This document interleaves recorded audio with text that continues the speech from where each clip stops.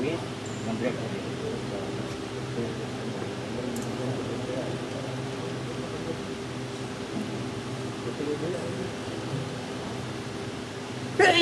Bulan ni ke?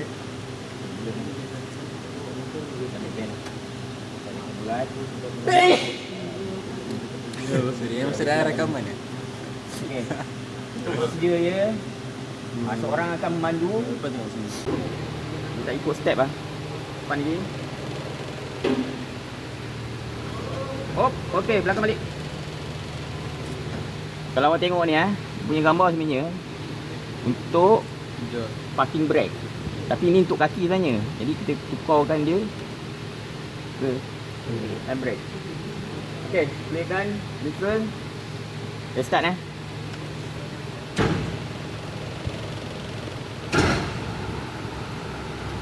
Okey, start handbrake. Steering. Naik habis. Tak brake. Okey. Tengok Tahu pasal apa dia 93? Pasal belah kanan ni dia bocor. Bila awak tengok dekat border tu ada minyak brake sebenarnya. Jadi brake handbrake belakang ni tak makan. Tak makan. Mungkin dia dah kena dengan minyak brake tu. Okey.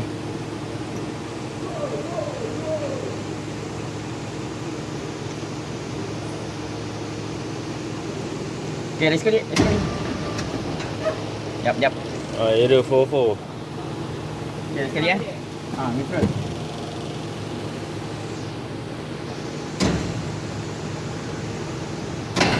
Tengok belah ni Okey, tak handbrake. Tak makan kan? Okey. Dah, cukup. Okey, belakang balik.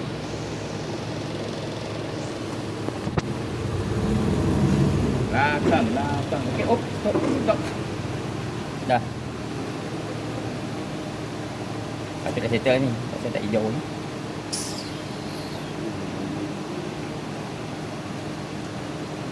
Okey, wait. Ke depan.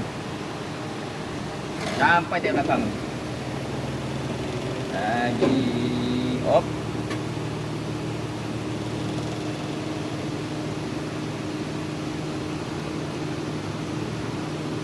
Okey dah. Okey, depan sikit.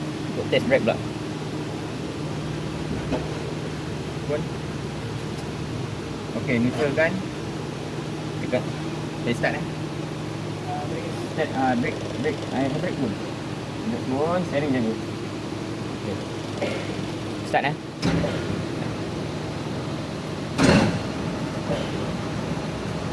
Okey, tekan. Habis.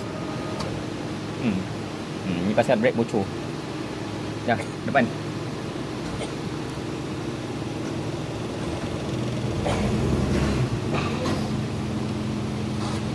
Alright, ni bacaan dia.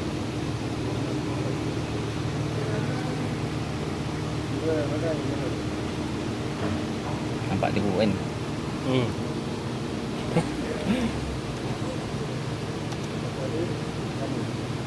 Ni nama dia fail.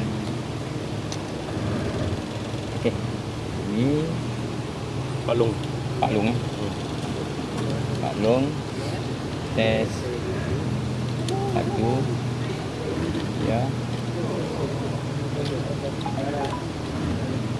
Pos 3 Paklong.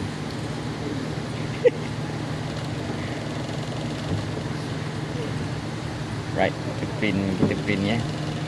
Tadi kita dah print ni sebenarnya.